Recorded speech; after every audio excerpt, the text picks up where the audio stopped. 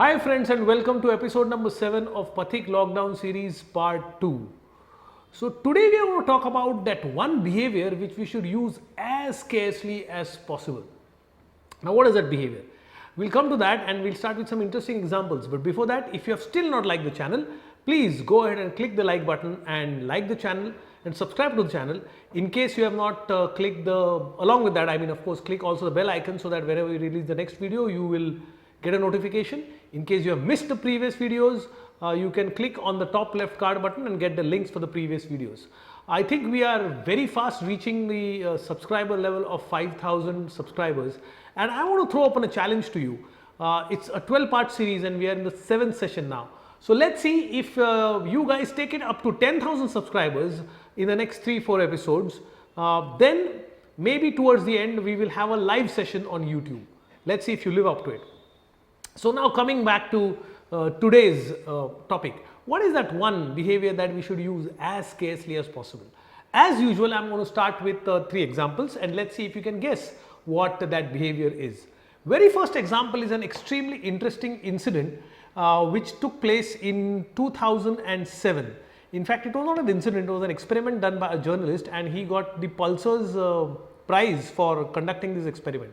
Now, I don't know if you have heard of this wonderful violinist called Joshua Bell, but in 2007, Joshua Bell was made to perform by requesting him in a subway of a metro railway station. He was wearing a cap, as you can see in the picture, and he was made to perform. Nobody knew that he was Joshua Bell, by the way. And what happened?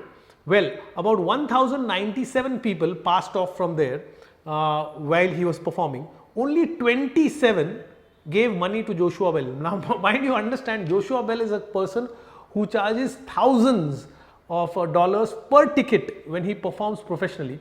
And here, when he performed, out of about 1,100 people, only 27 gave money. Only 7 actually stopped and listened to this masterpiece performance gave by him. And the total amount that he collected was only around about $50. Now, years after that, in 2014, they did the same thing, but this time they announced that Joshua Bell is going to perform at the local rail metro station, and look at what happened. There were thousands and thousands of people, there was press, there was everybody wanting to listen to him. So, what am I trying to tell you? Which is that one behavior? Have you guessed it by now? If not, here's the second clue. Well, this happened in 1812. So I am a history buff, so there has to be one example from history. Napoleon invaded Russia, and like Hitler did a mistake, probably Napoleon also committed the same mistake by invading Russia.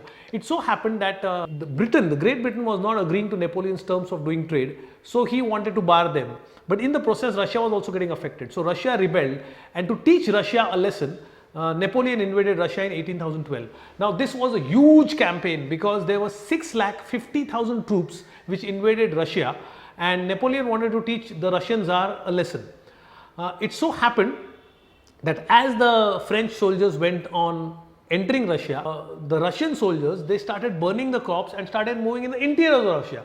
So to catch them, the French troops had to go inside Russia, and ultimately they ended up in Moscow, which was left absolutely empty. Everybody had kept the city empty. There was nobody there. There were no crops. There was no infrastructure. They destroyed the whole infrastructure. So ultimately, the French soldiers had to go and just they arrived in empty cities. There was nobody to capture. There was nobody to surrender. And Napoleon expected that the Russian Tsars would come and surrender, but they never came forward and surrendered. So they were left to fend with and live in empty cities. At the same time, the Russian winters set in. And now it became very difficult for the French soldiers to stay in Russia without any resources. Half of them died out of starvation, and ultimately, without having any victory, without having any treaty, without having anything in hand, they had to return back. And out of 650,000 troops, only 22,000 French troops came back. Rest of them died in this campaign. So it was one of the worst campaigns by Napoleon the Great, the man who was seldom defeated.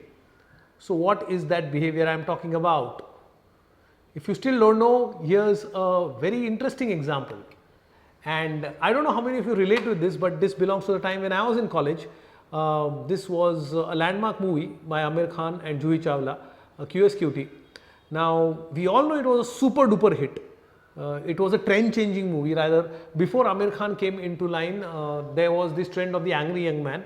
Amitabh Bachchan was ruling the roost, and of course then there was Sunny Deol, there was Sanjay Dutt, who were all performing in action movies, and action movies trend was all. Now suddenly you have here a hero who doesn't have six packs, who is not a fighting hero, looks like the boy next door. He's like got a chocolate face, and here comes Amir Khan.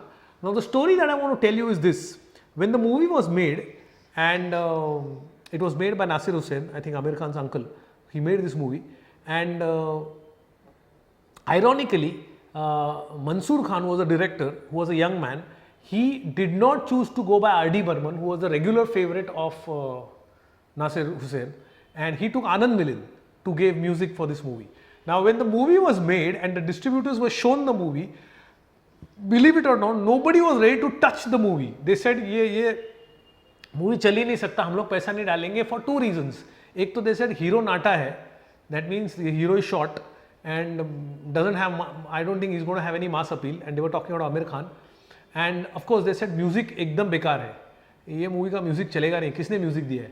So I heard it in an interview that they were saying that every time we showed to a distributor, we always used to be scared that the same thing will come. कि अरे यार music में दम नहीं है, hero नाटा है. So nobody was ready to buy it. And ultimately he said one day we called R.D. Burman.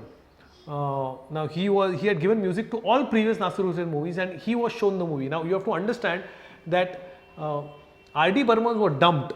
He was sidelined and the movie was given to Anand Milind. And when R.D. Burman saw the movie, he said, ये बहुत बढ़िया music है और ये landmark movie बनेगी, mark my words. And ultimately the same thing happened. I think by now you should guess what I am talking about, which is that one behavior, which is that one common thing that you see in Joshua's Bell example. You see the same thing in Napoleon Bonaparte's example, and then you see in R.D. Burman's trying to give his opinion about what is going to happen to QSQT. Well, my dear friends, if you have still not guessed it, I am talking about the behavior of judging other people or making a judgment. Now, why should we use judgment very, very scarcely? Well, here's the thing. Let's see what is the dictionary meaning of judgment. According to the dictionary, judgment means the ability to form opinions or to make sensible decisions, or second meaning is an opinion formed after carefully considering the information you have, or it's a judgment given by the judge in the court. That's the third meaning. Now, what I want to highlight in this definition are two things. Number one, it's saying forming a sensible opinion. That means you need a lot of awareness while making an opinion. Number two, it says that you should carefully consider all the facts. That means making a judgment on anything at any time is a responsible job. You need to gather all the facts and you need to be extremely objective. Now, that is what happens in the process of making a judgment. And there's one more interesting thing that happens whenever you form an opinion or make a judgment on anything, and that is any kind of judgment gives you a feeling of superiority. You know, you are telling somebody else as to how good or bad it is, so naturally it puts you on a pedestal, it puts you on one level higher. One example could be an umpire in a cricket team. Now you may have all-time legends like Virat Kohli there and playing in the game, or Ricky Ponting in the game, but ultimately they have to bow down to what the umpire decides. So he is in a position of judgment. So whenever you give a judgment, it gives you a feeling of superiority. Naturally, if you are placed in the position of judgment, you also have a position of superiority. But even if you don't have that position, you may sometimes assume the position just by giving a judgment on others. And that is the reason, my dear friends, we indulge in this behavior so frequently. Just think about it. Does it not happen in our day-to-day lives that we go on judging people left, right, on center on the basis of the way they look, on the way they dress, on their educational background, on the cars they own, on the kind of income they have, on the kind of friends they keep, on the kind of eating choices they have, and we feel as if we have the right to give an opinion on anything and everything. Now you may say that's harmless. I mean, come on, what's wrong in giving an opinion? Sometimes my opinion is good. If the other person takes an opinion, then it would help him. If he doesn't take it, that's his problem, but I think I should honestly voice out my opinion and I should give my judgment. Now, we beg to differ. We say that judgment should be used as scarcely as possible. Now, why do I say that? Because till the time you don't judge, my dear friends, you are in an objective position. You have not taken any sides. You are in a neutrality position. and so I think you are actually free. But the moment you make a judgment, you have taken a side. And once you have taken a side, now you have a responsibility to defend your position. Number two is more so when you recklessly judge somebody. When you recklessly judge somebody, that means it is not sensible and it is not done responsibility after carefully gathering all the facts. Many a times this happens because of our biases. So when we judge somebody out of our sheer biases, then we start observing the following story with the filter of your own bias. So we try to put together a story not as it is, but we want to piece it together the way it suits according to our judgment or our biases. Now this takes us further away from the reality, and more biased you become, the more you have to defend yourself, and that's a very, very subtle process. Now when that happens, a lot of harm is done. You slowly and steadily start distancing yourself from the reality because you are a biased, you are biased and you don't even know. Number two, now whether you realize it or not, if you are moving away from the reality, definitely it will affect your decision making capacity. It will affect the judgment that you make. So you end up making wrong decisions. Now if you end up making wrong decisions, that has a spiraling effect on affecting your credibility as a person. Your reputation gets affected, and slowly and steadily it can also have a big impact on your confidence. So it has a cascading negative effect when you go on judging people left, right and center. So it's a very powerful tool, and according to me it should be used very, very scarcely. I would like to share an example with you when I was in college as to how this judgment doesn't really help. But of course it gives you a feeling of superiority, and as you know, as teenagers we always rebels and we always feel, you know, teenage is one age where you feel, I mean I have been through it, so I would say about myself कि अकल चाराने की भी नहीं होती है, but you feel as if you know everything in the world. So I was doing my MBA and we had this lecture on personnel management, and we had this person who came and it was his first lecture, and he started delivering his lecture, and he had done a lot of study on spirituality, and after every 1 or 2 sentences in English he used to start in Marathi, and then he used to quote these saints like Namdev, Sant Tukaram, and he was in his full energy and full flow. So in the first 5-10 minutes we started laughing, we started giggling, we says who is the joker, he doesn't know what he's talking about, and हर दो अंग्रेजी sentence के बाद मराठी में बात कर रहा है या हिंदी में बात कर रहा है, पहले अंग्रेजी सीख के आओ. So you know, there were students who were ragging, there were students who felt lost interest, but believe it or not, at the end of the 40 minutes lecture, unruffled by our criticism, he just went on. At the end of 40 minutes lecture, the whole class gave him a standing ovation. I mean, the guy knew his topic and he was extremely confident. He knew what he was talking about. Yeah, of course, he was not good, very good and fluent in English, but so what? He delivered and he won the respect of each and every person sitting in this class. So that's what I am talking about. We go on judging people left, right and center, and I don't think we should do that. Now I'll give you an example. Let's say that you have to cut a birthday cake, and before you have a knife, and before you cut the birthday cake, you are working in the kitchen, so use the same knife to cut a chili, and then you take the same knife and you cut some lemons, and then you take the same knife and without wiping it, without washing it, you cut some karelas, bitter gourd, and then after that you cut a tomato.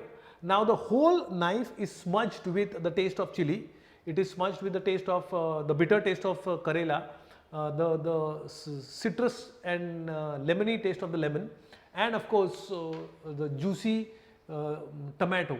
And now you take the same knife to cut your birthday cake. Do you think the cake would really taste nice? Now imagine your knife is like that intelligence, and intelligence is that knife which cuts through information and helps you make a judgment or form an opinion. If your intelligence is smudged into your emotions, your goals, your biases, your ignorance, your inconveniences, your emergencies, your bad experiences, your insecurities, your previous knowledge, then can we really be objective? We cannot see the reality as it is. We see the reality as it is colored by our biases, by our goals, by our intentions, by our aspirations, by our desires, by our bad experiences. And so we are very far off from the reality. We try to suit life or to fit the world into the way we want to perceive it, and that could be extremely dangerous. And so my dear friends, I feel we should be very, very, very, very sparse and careful when it comes to judging people. In fact, we should not judge anybody unless until you're in a position where you need to judge. And the moment you take a judgment and you take a decision, you should be off that track, because your judgment could be wrong. So if you don't move off from that bias of or the decision that you have taken, then if you have made a mistake, you will not be in a position to accept the mistake. So the great investor Rakesh Jhunjhunwala sir says, he always says that, I think I am very confident this stock is going to do very well. But then he says, I have a right to be wrong. And then he says, I do make mistakes, and you have to actually be in a position to accept your mistakes. So you should not be positive thinker, you should not be a negative thinker, you should be a realist. Realist means being in touch with the reality, and that is the best way to deal with the world, and that is what happens when you judge as less as possible. So judge only when it is necessary, and that is the message of this video. So what we need to do is simply observe and absorb. Observe and absorb, by which you are just gathering and gathering and gathering and gathering a lot of information. And when the right time comes, you know the reality, you know your position, and that is the right time to have that accurate, sharp, precise judgment when it is necessary. At other times, do not use your intelligence and your faculty. So I would give you a very nice example and say, whenever you are judging somebody, or whenever you feel a temptation to judge somebody, you look at somebody and you say, कि अरे यार ये ना मुझे ऐसे type का लगता है. I don't think he's going to succeed in his life. I think this is what you need to do to succeed in your business. I don't think you should go to arts. Now you are giving unwanted advices to anybody, and of course you have formed an opinion and passed a judgment. Use your awareness and ask yourself these three questions. Question number one is it necessary? Is it really necessary that I make a judgment and I pass it on to the opposite person? Second is, does anybody want it? Has anybody asked you for your judgment? I mean, any advice which is unwanted, which is as unwelcome as it is unwanted. And number three is, will it add any value? And if it is unwanted, mind you, it is not going to add any value. If the answer to all the three questions is a no, then my advice to you is keep your mouth shut. You may have a judgment. First of all, you should not judge, but even if you have a judgment, keep your mouth shut and don't give it out to the opposite person unless and until it is asked for. You save yourself a lot of credibility and save yourself from blunting your intelligence, I would say. So I would say, I use this metaphor, your judgment is like a gun. When you have a gun, you feel very powerful. But that doesn't mean just because you have a gun, you should use it. So you have an ability to judge, you have a sharp intelligence, keep it, but use it only when it is necessary. At other times, though it gives you tremendous temptation of removing your gun and just pulling it out on somebody because it makes you feel powerful. Similarly, we feel we should judge anybody, we should give our opinion, and it puts us on a pedestal, it puts us on a position of superiority, so we should judge. But arrest that temptation, and then you are a wise person, then you are a secure person, then you are a person who knows practically how to deal with the world. Now I'll give you a last story and then I would end the video, and it is a very interesting story. I used to quote it in the class very often. And it was like this. There was this farmer who had a horse, and one day the horse ran away in the forest. So all his farmer friends came and told him, "Arey yaar, so sorry, आपका इतना अच्छा तेरा घोड़ा था, चला गया, you have lost your horse." So he said, maybe. The next day the horse came back with another horse. Now it was a wild horse. Now this farmer had two horses. So now his friend said, "Oh wow, yeah, what good luck you have. Till yesterday you had one horse, he went out for one day, but now you have two horses and one of them is free. So you are really very lucky." He said, "Yeah, maybe." The next day the farmer's son, he took fancy to the new horse which had come, and he tried to ride it. Now the new horse was not trained, it was wild, and so while trying to ride it, the horse flung this young boy. He fell down and he broke his leg. Now all his friends come and said, "Oh, what bad luck. I mean, what is the use of having a free horse? He has hurt your son so badly. So sad." The farmer again said, "Maybe." He was not judging the situation anytime. He was simply accepting life as it was. Now the son was bedridden, he was taking rest, he was recovering, and suddenly that village or that particular kingdom was attacked by the neighboring king, and there was a war. Now when there was a warlike situation, the king announced that all the young people should be forcibly taken into the army and they have to fight for the country. So all the king's men came, and they were actually going through every house and picking up young people to fight for the country, and they left the farmer's son because he was injured, so he could not fight. Now his friend said, "Good lucky, I mean, your son's leg is broken, but he's at least at home. They have taken our children to fight in the war. So you are really very lucky. And the farmer again said maybe. And 90% of the time, that's what we should do. We should just take life as it is and accept the reality as it is, not be in the denial, and accordingly live life. And only when it is necessary, use your intelligence to take a decision. I hope you have liked the video. If you have liked, please mention in the comment section. Share the video with as many friends as possible. I have given you a target of 10,000 subscribers. If you do that, I promise you a live session. Thank you so much for now, and take care.